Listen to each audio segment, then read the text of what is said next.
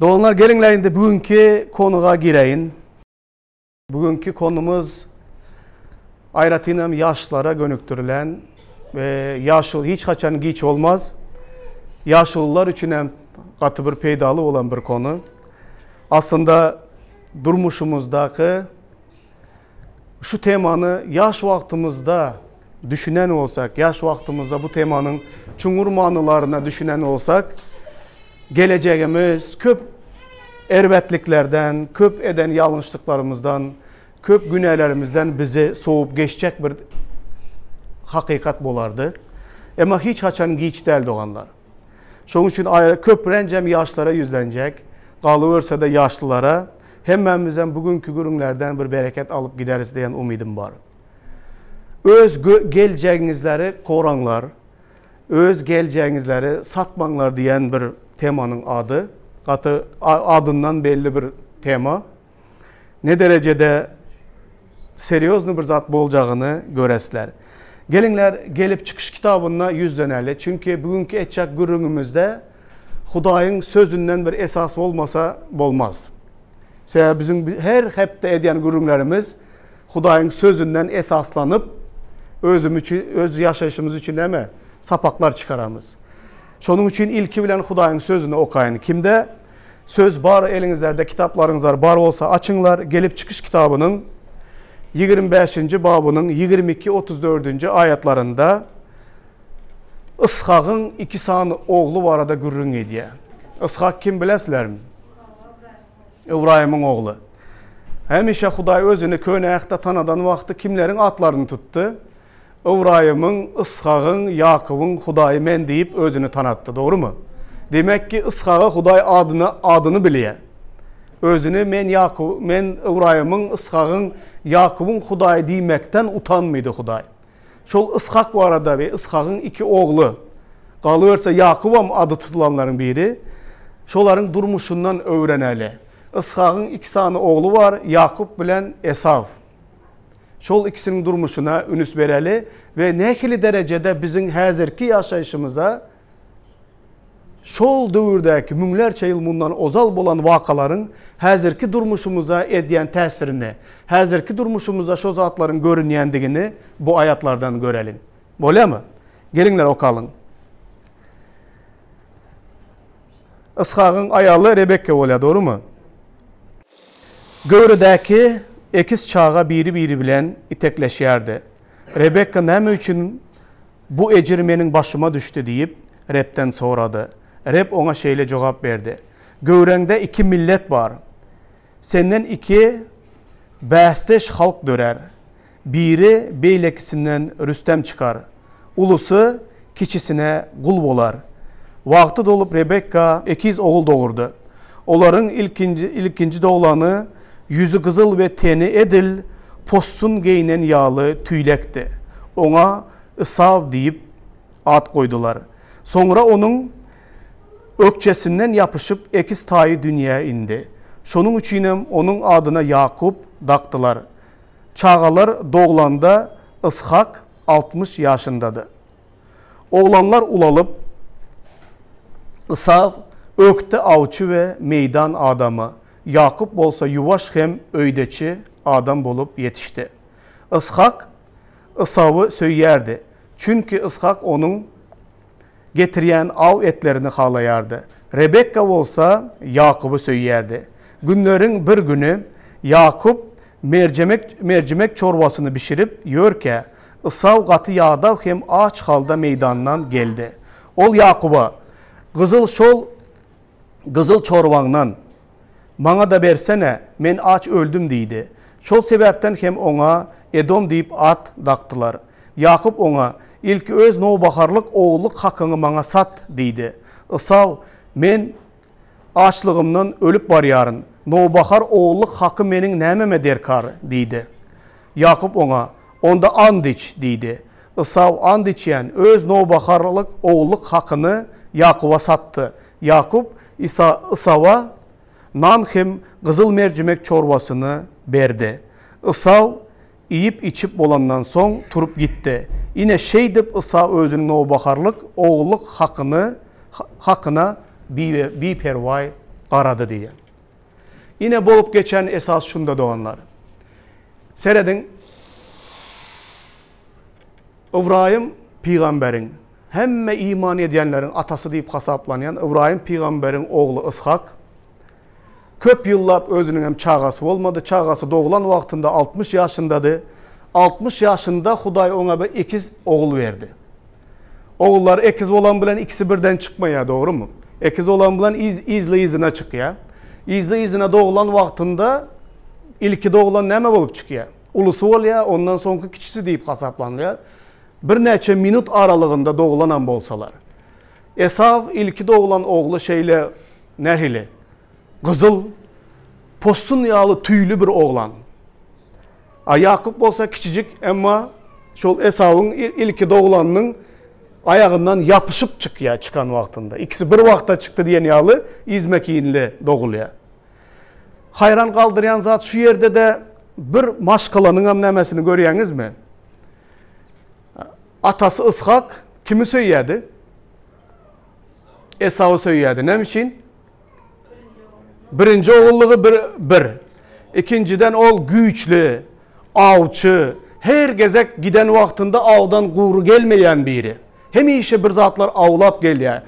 Esav'ın bolsa onun getiren avından getiren, avlap getiren etlerini iğmeye görüyordu. Aslında erkek adamlar aydınlar.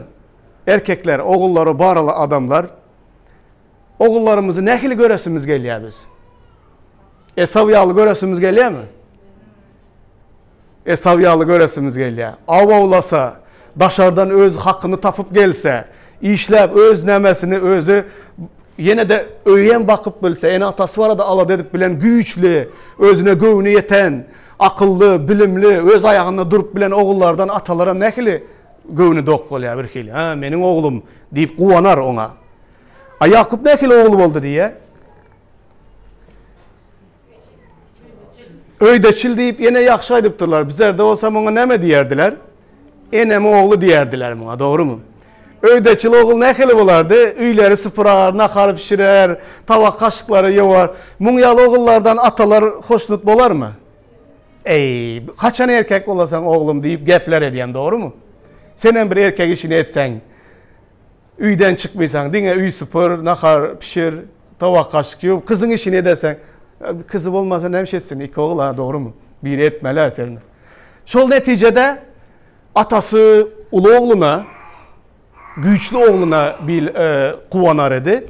Enesi öydeki yankı yuvaş, öy işlerini ediyen, hem enesinin aydan neden oğluna kuvanardı. Şimdi şu iki oğlu arasındaki dava cencele karanlar.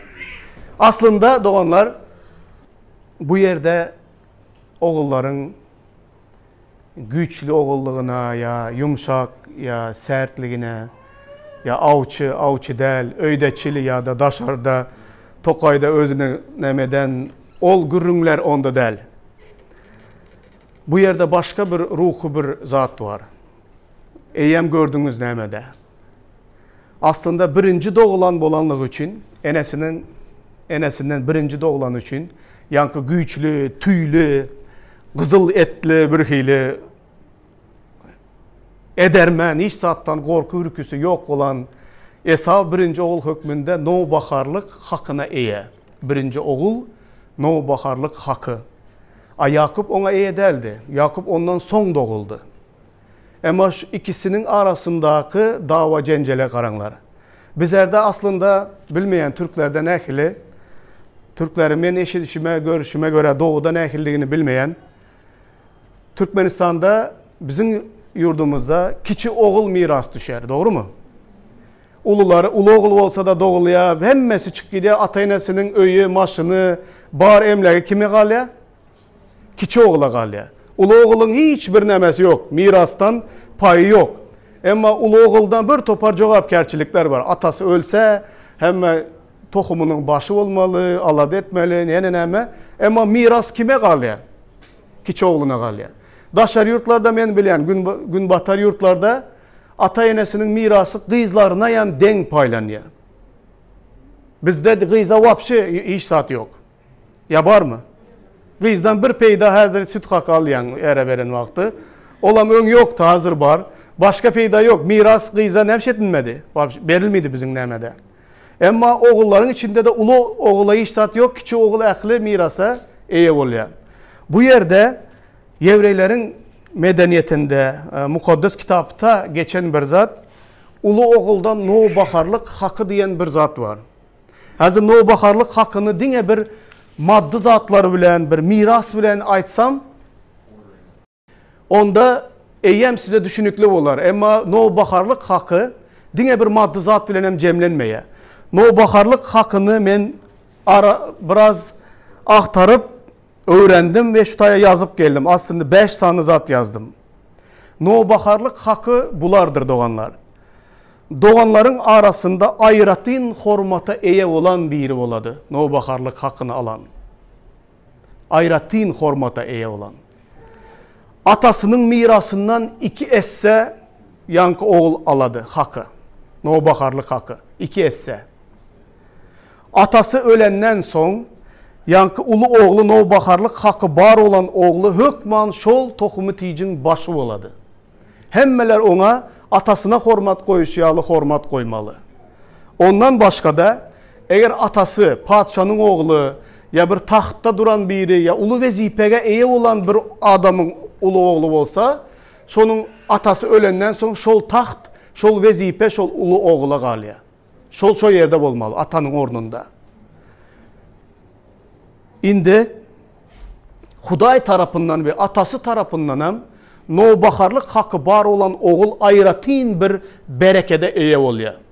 O bereketin içinde hem maddi bereket, hem ruhu bereket, hem at avray, hem mezat şunun içinde oluyor. Hem atasının hem Hudayın ayratin bereketine. Ve öz tohumu tiyicinin, öz maşkalasının ve neslini Hudaya gönüktüren ruhanılık, ruhu çopanı hükmünde şol ulu oğulda şol bereket oluyor. Neyli fikir ediniz? Bu bereketleri istemeyen oğul bolup biliyor mu? Eğer bu düşünse bolup bilmez. Dine bir düşünsen de hazır gurlungdaşlığın doğru ettiniz ama bu gurlungun devamında size görersiniz. Esav bu arada gurlung edeli. Esav nehil adamdı. Özüne güvni yeten, güçlü, avcı, söveşçi, avcı diyeni dine bir hayvan öldürü gelmekler. Hayvan öldürmek için sen sol derecede qovu söveşçi hem olmalı, yarağı ulanmağı başarmalı. Umman aydan vaxtında eyyem şan şohrata, öz gücüne eyev olan adam, atası tarafından öğülen biri, çungur düşünmedi. Aç kalıp geldi avdan, yönekey bir arzan vaxtlayın lezzet için. Aç kalıp gelse ne külüye te ayalına xar bişire ne çelleyem qaraşıp bilmem bir zatlar atıştırıp bir zatlar yiyecek olup barı veriyen doğru mu? Yönekey bir mercimek çorbasını, hazır mercimek çorba değilse hem kim iyi mi yeren mercimek çorbanı? Yönekey bir mercimek çorbağa ne mediydi? Açlıktan ölüp barı oturtman. Bana deydi, nobaharlık hakkı benim derdime yememe, del. Getir bol nemen bar olsa men iyeyin deydi. Yakubam, enesinin oğlu olsa da, öydeçil olsa da, eciz biri görülen olsa da, hıytır. Mekir, umlu, akıl yerinde. Biliye oğlu asır bir tabak aşağı satçağını biliye. Şeyle de sonra yarandı o doğandan. Bana nobaharlık hakkını bir tabak mercimege sat, andıç Hudayın önünde. Ben sana hemen gideyim getireyim dedi. Bar aldıydı şol nobaharlık hakkını. Bol bana yemek ver. Vaxtlayın lezzet için. Bir karnının doyarlığı için. Ne mezatlardan vazgeçenini, ne mezatları ret edenliğine kellesem işlemedi şol vaxtı. Ama and içti, Yakub'a sattı. Bunu hem kim gördü ilki bilen? Bu bolup geçen zadı kim gördü? Huday gördü. Huday şayet. Esav'ın neyle fikir ediniz? Dine bir açlığında onun aklı gitti mi? Men öyle de fikir etmeyen. Dine açlığı için şey öler yağdaydatı Nobaharlık hakkını bir tavak aşa sattı gitti. Açlıktan mı onun saygı şey dip neme diye tekste seyredin. Şey dip ol öz nobaharlık hakkına bir pervay seyretti. Dine bir mercimek çorbanı görende mi bir pervaydı? Yok, ol umuman ona gerek değildi. Ne için? Esav özüne göğünü yeten biri.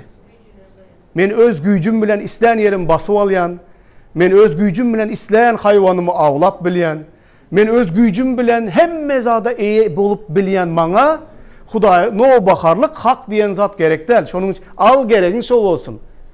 Meni tiz getir, menin karnım doysun, meni aç. Bakı zadı vaxtlayın zada sattı. Sebebi mehteç değildi ol. Ve bir tavak mercimek çorba en ucuz zat hazır.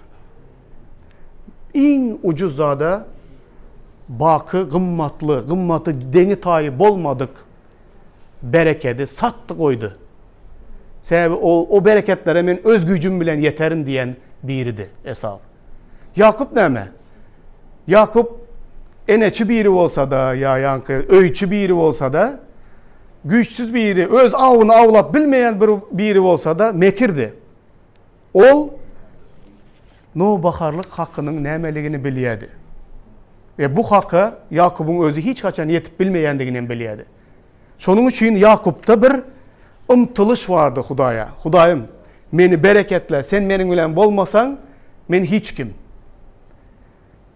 Ve yaman arzan aldı. Vaktini yam taptı. Esav'ın eciz yerini bildi. Mekirlik bilen alsa da nemşetti. Aldı. Ama Esav, sonunu bilenleriniz var mı bu tarihin sonunu bilenleriniz? Tiz vaktin içinde Esav'ın kellesini nemşedip başladı. İşlep başladı. Son ol koşun toplayıp eline kılıcı alıp Yakup'u öldürmenin uğruna çıktı mı? Çıktı. Yakup kaçıp gitti. Son izine yine Yakup'a satan nobaharlık hakkını güç bilen olsayam almak istedi mi? İstedi. Alıp bildi mi? Alıp bilmedi. Hatta şeyle oldu. Atasını mekirlik bilen üstüne geçi derisini nemedip Yakup giyiriye. Esav tüylü ol ya. Esav nemenin ıskağının gözü kör ol ya. Atasının yanına giyirip men Esav deyip atasından yalan bilen bereket diye mi aldı Yakup? Ondan sonra Esav gelip bunu eşidip Yakup'u öldüremen. Ata indi bana da bereket ver deyse men de bereket kalmadı deydi ıskar. Men eyyem o bereketi kime verdim deydi? Yakup'a verdim deydi. Esav'ın en ulu probleması doğanlar ol nobaharlık hakkına doğulandan beri bütün durmuşunda ol bir pervayı seyredip bana bir gerektel zat diyen yalı seyrediyedi. Şunun için ol ansatlık bilen onu sattı koydu. Doğanlar bu bize ne ekili sapak veriyor? Gelin hazır buna seyredelim. Biz bu dünyada vaxtlayın zatları bilen bakı zatların bakasını biliyes mi? Köplenç adamlar bizim dövrümüzde de vaxtlayın bir salımlık keyif için, bir salımlık lezzet için, bu dünyadaki göze görünmeyen maddi zatlar, maddi baylıklar, ucuzca yöneke zatlar için bakiyetini satıp gören adamlar az mı dünyada? Şu bakiyette nobaharlık hakkı İsa Mesih arkalı bizlerin her birimize verilen. Bizler şol nobaharlık hakkımıza ne derecede vepalı ve ne kadar çungur düşünemiz biz şol nobaharlık hakkına. Nobaharlık hakkını biz Esav'dan hem arzan satıp yören yerlerimizi bugün sizlere görkezmek istedim. Doğanlar bu dünyada Hudayın bize veren yaşayışından, Hudayın bize veren bereketinden, çağrışından, İsa Mesih için yaşamaktan öte bir kımmatlı bir zat yok.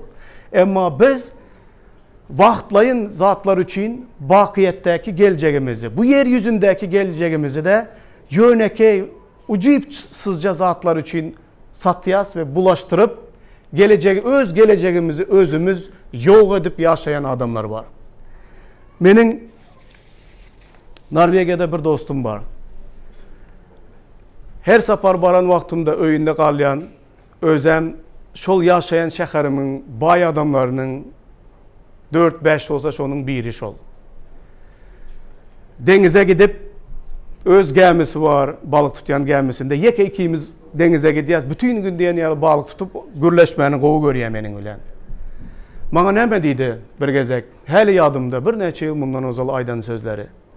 Batır deydi, men senin durmuşuna seyredip bir ne diye? Orslarda beyli zavis, çornu zavis deyip var da. Beyli zavis bilen diye sana men ne diyen diye de senin durmuşuna göre gözüm gidiyor senin durmuşuna dedim. Ben dedim senin bana gözün gider yalı neme. Menin sana gözüm gitse doğru olar. Senin bana neme gözün gitsin. Ben bir yönekey Türkmen. Özümem hoş havarçı. Menin senin yalı emlegim, malı, mülkümem yok. Bana neme gözün gidiyor diysem. Seyrettiydi. Men yaşlığımdan başlattıydı. Bütün canım tenim bilen dinge pul kazanmak için biznesin izinde ılgadım deydi. Giyeceğimi gündüz erip dinge pul kazanmağın uğrunda. Pulam kazandım, öy cayam edindim, toplan pulumam yeterlik, öz gemim var, özümün bir topar öylerim var. İstedim çıktım gemime mindim, istedim çıktım maşinime mindim. Umuman hiçbir madde taraftan hiçbir kıyınçılığım yok. Ama men giyeceğimi gündüz edip çağalarım kiçi vaktinde diye dini ayalımın yanında kalıyordu. Men çağalar bilen oynamağa, çağalar bilen vakt geçirmeye mümkünçiliğim hem olmazdı. Men bunu birinci dereceli zat deyip hasabam etmeyeydim. Dinle pulun izinde ılgap hazırım 65 yaşında ol. Vakt geçti deydi. 60 yaşında da rak kesel oldu. Hazır yartı adam. Bana diye yaşlığımda diye çağalarıma ünüs vermenim için onlar giyece gündüz ecesinin yanında vakt geçirdiler. Hazır indi ulaldı diye. Ulalandan sonra ben çağalarım bilen 2 kızım bir oğlum var. Çağalarım bilen dostlaşacak olsam onlar men onlara yabancı bir riyalı. Neme daşardan bir riyalı. Biyologisi atası olsam da diye. Onlar ağır gününüyem, yengil gününüyem, sırınıyem, şatlığınıyem, kıynancınıyem, dine enesi bilen paylaşa. Men diye öz hocalığımda, öz maşkalamda bir gene bir riyalı diye. Pul var, zat var, hemme zat üpçün diye emma çağalarım bilen yakın katnaşık mende yok. Men öz üyümde özüm yekesirep ne meçem bilmen diye sehelem sen var. Seni bilen denizde gittim. Sen olmasan yeke özüm günü bilen denizde geçiremen. Sebebi çağalarım bilen gürleşmiydi on yalı. Sekundda enesi bilen gürleşedi. Bana diye senin Hudaya şükür sana begenen zadım. Sen puluna izinden ılgan yok. Kazancına meninki yalı del. Ama Hudaya hizmet ediyen köp vaktini çağaların bilen geçirip bilyen. İndi ben hazır düşünyen. Hakikattan bir bereketli bir vakt oldu. Menin hem çağalarım ulaldı. 3 seyyem öyden gidip var oturan. Ama durmuşun köp bölümünü ata hükmünde men onlar bilen geçirdim. Oynam oynadım, suvada düştüm, dağa da çıktım, Tokay'da da gezdim. Umuman aydan vaktinde çağaları bilen hazır 2 oğlum öz dostu yalı men bilen sırdaş. Kızım 17 yaşında öz dostu yalı men bilen ata bilen paylaşıyor her bir kıyınçılığını. Vaktlayın dövrde, bu dövrem çağaların yaş vaktinde edip bilen zaten. Ulalandan sonra hazır her hili yolları bilen, çağaları bilen yakın katnaş kuracak kolay ama mümkün değil. Onu hemşetti. Yitirdi bu mümkünçiliğini. Vaktini yitirdi. Köplenç adamlar çağaları bilen şonu yitiremiz özümüz. Vaktlayın zadı kımmatını, bakasını bilmemiz için sonundan olsa pişman eden dövrlerimiz oladı.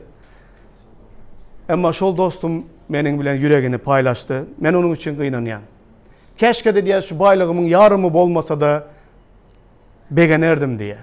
Eğer çağalarım bilen şu yakın katnaşığım bolsadı. Ama yok. Doğanlar vaktlayın zatlar diyen vaktinde yankı no bakarlık hakkımızı satan yalı oluyaz. Men öz durmuşumda köp zatlar aydıp bilecek. Yaş vaktimizde yaşlar önümüzde her hili sıynaklar oluyor. İn bizi Hudayın no bakarlık hakkımızı ansat satıp bilecek zadımızam nefsimiz, isteklerimiz, pulun izinden ılgayışımız, azgınlığımız, tenislegimiz, Hudayın sözü bunu yönekey sözülen düşündürüyor. Näme diye adamın iň uly düşmany? Göz höwesi, ten höwesi ve yaşayış tekebbirligi. Bu dünyanın bize hödürlep bilecek şu 3 zadı var. Ondan başka bir zat hödürlep bilmeye. Şeytan adamzadın tarixi neçe mün yıl geçenen bolsa, şol 3 zanı ulanayan nämesi var. Bize yoldan çıkarayan. Şol 3 zadan ten höwesi, göz höwesi, yaşayış tekebbirligi. Häli bugün hem şonu ulanayan sebebi ol, adamlar şol 3 zatta tutulyalar şeytana. Ve şonun neticesinde bu zatların hemmesi hem näme diye dünya ve dünyadaki zatlar wagtlayın diýip ya Hudaýyň sözü. Bu 3 zatdan wagtlayın. Göz höwesem, ten höwesem, yaşayış tekebbirligem. Bular hemmesi wagtlayın geçip gidedi. Sen näme zatlary ýitiresen, sen geljegi ýitirýän. Häzir şuňa zadaýdan her biriňize doganlar. Allah aýtady belki ýaşlylara bu hasam düşünükli bolar. Häzir nire gelip duran bolsak, häzir men şu ýerde durupman. Hudaýyň sözüni paylaşmak görevde durupman. Nire gelip duran bolsaňyzlar häzir, şol sizin 10 ýyl, 15 ýyl, 20 ýyl, 25 ýyl ozal eden çözgütleriňizler, basan izleriňizler ve alan kararlarınızların çözgütlerinizin netijesinde häzirki duran ýeriňizlere gelip durupsylar. Eger şol döwürdäki ýaxşy çözgütler bolan bolsa, bugün ýaxşy bir durumda bolardyňyzlar. Eger şol döwürlerdäki eden çözgütleriňiz ýaxşy bolmasa, häzirki duran ýeriňiz hem nähili bolmaýar. Şoňa laýyk bolýar. Doganlar, men yaş imanly hökmünde yaşlara yüzleneyin. 20-21 yaşlarımda men Kazakstanda okudum. Menin grupamda 30'dan gowrak adam vardı. Bir salımlık keyip sapa, yaşlar, erkekler, ayallar yaxşı bilýäňiz bunu. Her hili sınavlardan baştan geçirdik. Köpleri şol sınavlarda yıkılıp, hatta şol yerde okudan da açıslaýatsa edip kovulan adamlar var. Şol döwürde. Menin hem durmuşumda bolmadı däl. Has köp sınavlar, her hili tenislegi, göz höwesleri, her hili zatlary yaşadım. Ama hemişe göz öňümde nämeni pikir edýärdim bilýäňizmi? 21 yaşımda nämeni pikir edýärdim 20 yaşımda. Ine şu günümü pikirlenýärdim. Wagtlaýyn bir salımlık lezzet diýip, men gelecekteki arzularım, maksatlarım vardı. Hudaýa hyzmat etjek, bütün canım tenim bilen Hudaýa beriljek. Wagt geler yüzlep, müňlep adamlara, milyonlap adamlara Hudaýyň hoş habaryny wagyz etjek, hyzmatlary, şolara meniň istegim, arzularım bardy. Umuman aýdan wagtynda Hudaýyň padşalygynda goýan beýik maksatlarım bardy. Şol beýik maksatlarymı men ýönekey wagtlaýyn bir keypi sapaga satman durup bildim. Eger şol döwürde menem ısaw ýaly, ey bar näme bolsa bolsun, men häzir isle oturupman. Kim islemidi? Göz höwesi, ten höwesi, ýene nähili höwes bar bolsa, häzir maňa gerek. Men isle oturupmana. Geljek näme bolsa şol bolsun. Maňa derdime hem däl diýdimi? Esaw derdime de däl diýdi. Eger şoň ýaly eden bolsaň, sen 20 ýyldan, 25 ýyldan soň gelermiň şeýle bir derejege? Hiç haçan hem gelmersin. İmanlı boluver gelmersin. Doganlar, köp muňyaly zatlar durmuşda bar, yok däl, bar. Geleceğinizleri bir salımlık lezzete satmalı, esavyalı. Yevrelere yazılan hatta şuňaly diýip yazılan yeri var. 12. babda 16-17. ayatları. Hiç kim zinakorluk etmesin. Nobaharlık hakkını bir okara, nahara satan İsavyalı Hudaýa askermezlik etmesin. Bilişiniz ýaly, biraz wagtdan sonra Isav atasının patasını almak isledi, emma ret edildi.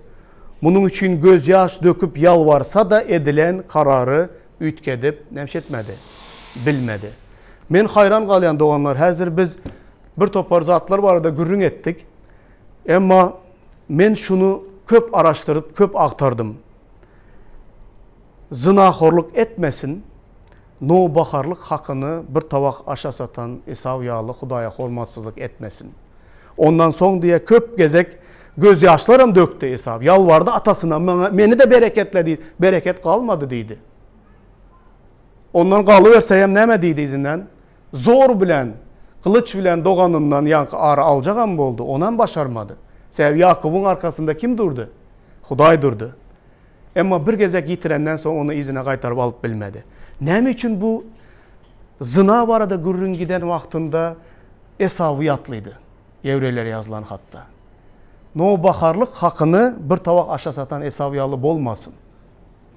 Bizim imanlıların durmuşumuzda zinanın ne derecede ulu zeper yetiryenligine men birazcık bu barada gürrün etmek isteyen. Doğanlar, men köp adamları gördüm. Bolsa da erkekler her bir sebep için er ayal katnaşığında laytada ayalımız bilen qaharlaşan vaktimiz, gepimiz gelişmeyen vaktinde qahar edip, aralacak olup, öyke kine bilen ya da dine bir hemme zat yaxşı bolan yağdayında da her hili yaş ayallara göz koyup özünün elindeki bar olan ayalına, çağılarını gözüne hiç görünmeyen daşardan girip zina edip ondan son elinde yitiren zatlarını görüp ah deyip ağlayan erkekleri köp gördüm. Sizden görüyorsunuz mu? Dine ol değil. Hazırki dövrde ayallarım bolup biliyaş ol yerde. Yakında yığınağa bir neme koydum. Gördünüzler mi? Neme diye bir adam ah deyip ağlayan adamın şayatlığını koydum. Öz elindeki çağası iki kızı ayalı bereminni gövreli oğluna iş yerinde bir yaş kıza göz nemediyede koyup onun bilen söyüşüp ayalını taşlap çağıları bilen bile yankı yaş kız bilen bir roman kuruya onun bilen az vaktlık bir keyfi sapalık yaşaya. Ondan son neme oluyor? Ayrılışya çağasının ayallarından uzaklaşıp şol yaş tapan söygülüsü bilen vakt geçiriyor. Olan vakt geçmek bilen ola kıyzam onda köp durmaya, onun bilen arasında katnaşıgan bozuluyor. Neticede iki kıyzı bir oğlu var, gül yağlı ayalından cıda düştü, ona bir vefalık etti. Hudayam şeyle etti, kim günahkar olsa şol cezalanıyor. Maşkalada da şeyle. Ayalda günah var olsa Huday çungur yüreğini biliyor. Erkekte günah var olsa onun hem yüreğinin çungurundaki yatan günahları biliyor. Sonunda diye yankının ayalı başka bir öylenmedik birine üç çağa bilen özem Kanada'da diye öylenip nemşetti deydi. Durmuş kurdu da diye gül yağlı yaşap üç çağası bilen başka biri bilen durmuş kurup gül yağlı yaşap yörenini görüp onun hem Facebook'ta, sosyal medyalarda suratlarını, maşkalasını görüp yankı erkek ondan son aklı aylandı. Ne mezatları yitirendiğine şonda düşündü. Şol erkeğin yağdayını Esav yağlı Esav ile deneştirip bolar mı? Bolar. Ol son aklına aylandı da ağlasa da, yığlasa da, yalvarsa da, güç bilen almak istedesen ne mezadı yitirdi. İn kımbat baka Hudayın veren bereketini, ayalını, üç çağasını yitirdi. O başka durmuş kurdu da gitti. Onun bahtlı durmuşuna karab, günde ağlap, bütün ömrünü şeyle geçirmek yağdayda kaldı. Doğanlar bir tarafta da öze. Hani indi yanı, senin maşkalanı buzan yaş söyleyen söygülün. Olan bir sebepler için senin bilen roman Kur'an'dır. Pul içindir ya, avra içindir ya, yaneme bir zat için. Olan taşladı gitti. Yine de ağır gününde, yengil gününde sana gerek olacak kim oldu? Şol Hudayın veren ayalı üç çağan. Yine şeyle zatlar bizim dövrümüzde yaman köp. Erkeklerdir ayallar, yaşlar, kızlardır, oğlanlar. Vaktlayın keyfi sapanı, bakiyet bilen, no bakarlık hakkınızı o derecede arzan, umuman satman. Arzan değilsem yine 1 milyon verecek değilse hey, bakasına çıktı deyip satman. Umuman satman no bakarlık hakkınızı. Sebep onun bakası yok doğanlar.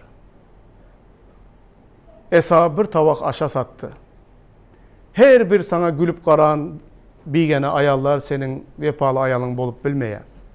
Her bir sana yaxşı sözlerin erkek de seni söyleyen, senin bilen her vakt hem ağır hem yengil gülünde senin bilen bolup bilecek erkek değil. Öz yarın, Hudayın senin koşanını berk tut. Vaktlayın keypi sapanı, no baharlık hakkı bilen deneştirme ve satma. Eğer hakikattanım Hudayın bu dünyadaki bereketlerini, bakiyetteki bereketlerini yaşap, ondan lezzet almak istesen, onda bunu etme. Doğanlar hakikattanım bunun bereketini görüyen men. Şol dövrlerde öylenmen yören yaş oğlan dövrlerimdeki köp sınavlarda Huday beni sakladı. Ve 22 yaşımda durmuş kurdum. 22 yıl veren durmuşumuz var, 4 çağımız var. Adam doğru esasda kurup hakikattan Hudaya boyunu olsan 45, 50, 60 yaşlarında adam rahatlığa çıkmalı dövrün gelen vaktinde hükman rahatlığa çıkarsın. Rahatlık neme?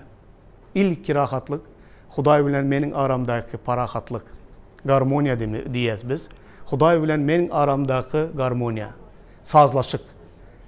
Eğer şol bar olsa ayalım bilen menin aramdaki sazlaşık.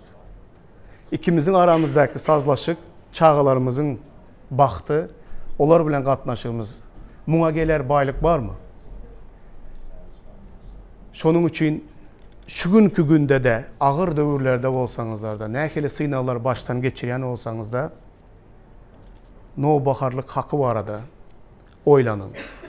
Ve no baharlık hakkını yankı aydıp geçen zatlarımız. Bunların bakası yok bu dünyada. Ey men mercimek şorbağa satmayan, men onu söymeyen, eğer dünkü alı bir güzel bir mangal olsa satardım. Ya bedenenin etinden olan bir nahar olsa satardım. Değil mi? Değil mi? Bakası yok onun. No baharlık hakkı bizim her birimize verilen doğanlar. Yine okuyun. Yevrelere yazılan hat 11. babda. 23-26. ayetler. Musa doğulanda ata enesi onu iman arkalı 3 ay gizlep sakladı.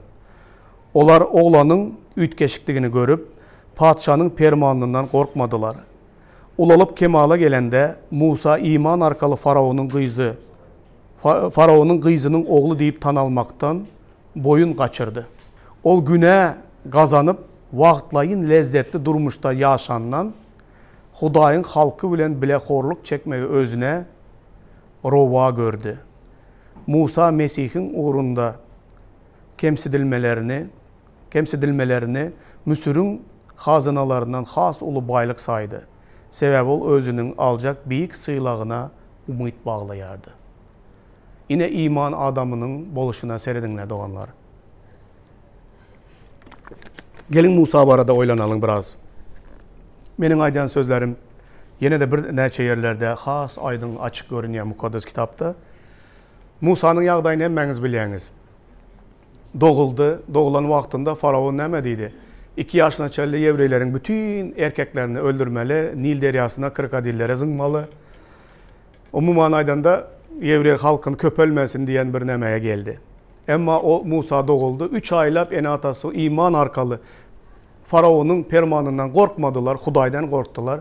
Musa'nı 3 aylap gizlin sakladılar.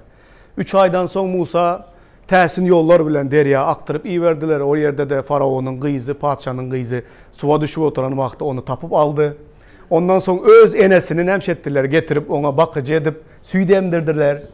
Padişanın köşkünde Faraon'un kızının oğlu deyip ağda ev olup Faraon'un oğlu bilen Müsür'deki Faraon'un köşkündeki en yukarı dereceli bilimi alan, terbiyeni alan, ehli söveşmeli, at binmeli, nehili bir təlim bar olsa şol dövrde Musa hemmesini alıp Faraon'un kızının oğlu deyip tanalan biri.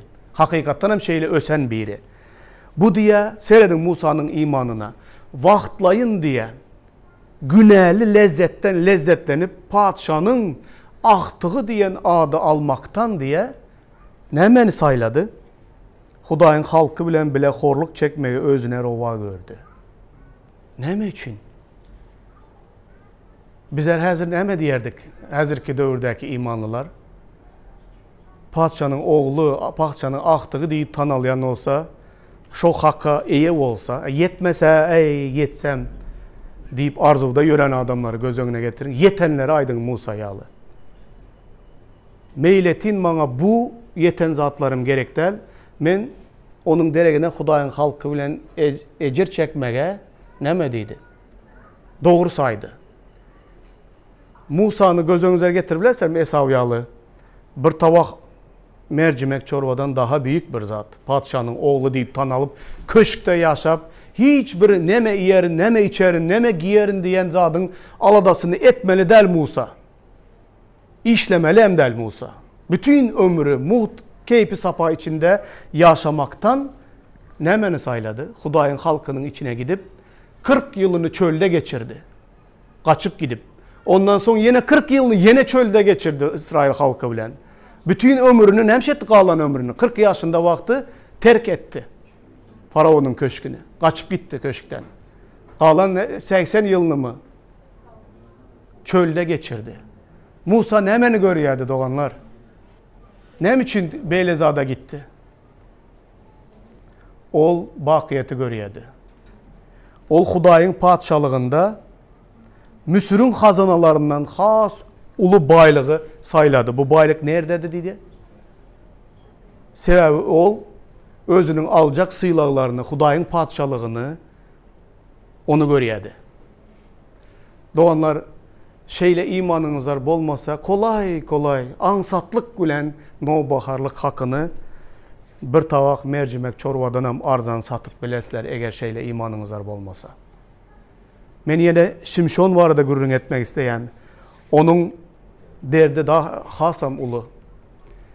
Bilyeniz Şimşon'un kim olanlığını. Bu hakimlerin kitabında var.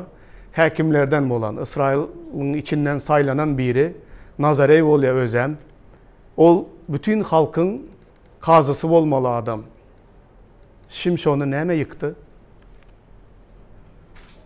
Menmenlik.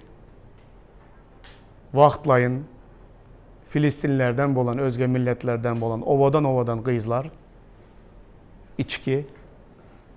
Bu zatlar Şimşon'u yıktı. Onu azdırıp onun bütün gücünün nirdeliğini 2 gezek aldadı. Sonra da ama 2 gezek hem aytman durup bildi. Dalila. Olam yörite düşmanlar tarafından iyi verilen in ovadan kıyızını Filistinliler nemş ettiler. Şimşon'a verdiler. Dingeş onun gücünün sırrını bilmek için. Olam ol kıyızın ovadanlığını gören vakti durup bilmedi. Ve onun için qadağan olan özge milletlerden bu ayalı onun bilen nemş etti. Dövür sürdü. Onun bilen içki içti. 2 gezek ona sırrını aytmadı. Serhoş da olsa. Ama 3. gezek yine de o kıyızın mekirliği ve ovadanlığı Şimşon'un gücünün saçındalığını ol ona serhoş vaktinde nemş etti. Ayttı. Ansat arzan sattı mı? Sattı. Sonunda ne mi oldu? Onun saçını kesti ol kıyız. Şimşon gücünü yitirdi. Filistinlerin eline kul bolup düştü. Doğanlar nehili dereceye düştü biliyeniz mi? Hiç kim onu münglep adamı yeki özü bir eşeğin ölen eşeğin eŋegi bilen münglep adamı kırıp bilen yağdayda gücü var olan biri. Geldi de yaman arzan öz gücünü, öz sırrını düşmana sattı oturdu. Kimin üstü bilen? Vaxtlayın lezzete sattı. Ovadan gözlü, ovadan kızları görende durup bilmedi. İçkiden de özünü saklap bilmedi. Sonunda gelip nekil derecede pese yıkıldı bilemişler doğanlar. Eşekten aşağı düştü. Eşeğin avrayından, eşek bizde en avraysız hayvan, en köp iş ediyen hayvanın şol hesaplanıyor, doğru mu? Şol buğday üyen ulu nemeni eşek ya da öküz üyedi şeyle. Buğday da üyedi, degirmen daşını aylayadı. Yankı Şimşon'un iki gözünü oydular gücünü yitirenden son. Ve Yankı'yı yıllar boyu Yankı karanlık öyde eşeğin ornu güçlü o. Eşeğin ornunda ol düşman için buğday övdü. Değirmen daşında eşek yağlı aylandı oturdu yıllar boyu. Şu yıllar boyu gözü kör özü dingeş eşek yağlı şolduran yerinde değirmen daşını ayla oturan Esav Şimson nemeleri fikirlendi deyip onun yüreğinden fikirine ne fikirler geçti deyip hesaplayanız. Gözünüze getirip görün. Ah senin ovadan gözlerin diye. Nemeye gerekti bana şol dalıyla. Nemeye gerekti bana şu içki. İndi ben ni dereceye düştüm. Eşek yağlı, bir karanlıkıydı değirmen daşını. Ayla oturup man, ayla oturup. Fikir, her kimin kellesine gelmeli bir fikir mi yok mu? Ah ben nemegen hemeni sattım deyip de. Men fikirden onun derecesi Yankı Esav'dan hem ağır bir derece olandır da. Ama kıynansak da iki gözden mahrum oldu. Adam gücünü yitirdi. Ön düşmanları dervi dağın edip onun adını eşten vaktinde Filistler nekili korkup hemen sıçan yağlı köbeklere giyip gidiyediler. Hazır olsan ol düşmana eşek yağlı giyce gündüz değirmen daşını aylap berip otur. Alacı yok. Nereden nereye geldin? Doğanlar no bakarlık hakkını bir tabak aşa satan Esav yağlı bolmalın. Doğanlar kalıverse de yine bir menzetme açacak. Üçüncü sebebi vaktlayın zat diyen vaktinde men köplenç adamlara önüs veriyen Hudayın hoş havarını eşidiyenler yıllar boyu doğru zatın nemeligini bilen adamlar. İki esasta İsa'nı kabul etmeyen duran adamlar var. Birinci adamlar bu dünyadaki günahlı keyfi sapalarımdan mahrum bolarkam deyip vaktlayın lezzetten yüz övürmek için, vaktlayı lezzeti söyyenlik için İsa'dan yüz övüren adamlar var. Onların sanı köp. Beyleki bir toparı var. Onlar İsa'nın hakikatlığını biliyorlar. Ama İsa iman etsem, enem neme diyer, atam neme diyer, planım neme diyer, adamlar neme diyer, ovamda neme diyerler deyip vaktlayın parahatlığı, yalan bir parahatlığı seçip alacak olup, hiç kim bilen problemi yaşamayacak olup, koy bana şu İsa gerek değil diyen korkaklar var. Onlar ama İsa'nın haklığını biliyorlar. Bu adamların ikisi hem şu vaktlayın zadı saylap, bakiyetten ebedi yaşayışı, no bakarlık hakkını satan, bir tabak aşa satan Esav yağlı adamlar hatarına giriyor. Ne için? Seva bu dünyada doğanlar, ne meni saylasan sayla. Bu dünyada ne meni İsa'dan beyik koysan koy. Bunların hemmesi vaktlayın. Baylığın vaktlayın, adavrayan vaktlayın, enin atanan vaktlayın, hemme zadın vaktlayın bu dünyada. Eğer şu vaktlayın zatlarından geçip bilmen, bana İsa gerek değil deysen, onda sen ne meni yitiriyen? Bütün bakiyetini yitiriyen. Dövzah, Yankı iki gözü oyulan, Şimşon yağlı, karanlıkta, otta yanıp oturan adamlardan dolu. Ah diyen adamlardan, ah deyip pişmanlar içinde yaşayıp yürüyen adamlardan dövzah dolu. Keşke men nemeni görmep men, nemeni neme bilen deniştirip men, bu dünyada İsa bilen deniştirip olar yağlı hiçbir zat yok deyip o tarafta düşünen adamlardan dolu dövzah. Doğanlar bizim aklımız, düşüncemiz oyanacak olsa bugünlerde oyansın. Ve no bakarlık hakkını bir tabak aşa satan Esav yağlı Hudaya hormatsızlık etmelin. No bakarlık hakkınız bu sizin hem mezadınız şol. Bu dünyadaki hem o dünyadaki yaşayışınız şol hakkınızda. İsa Hudayın no bakar oğludur. Kim İsa Mesih'e halaskeri ve Rabbi hükmünde iman etse, ol Hudayın çağaları olmak hakkını aldı. Hudayın çağaları olmak hakkını alan adamda no bakarlık hakkı var. Ol hakkı hiçbir zat bilen dengeştirmen, hiçbir zadayam satmanlar. Huday hemmenizleri hem bereketlesin doğanlar.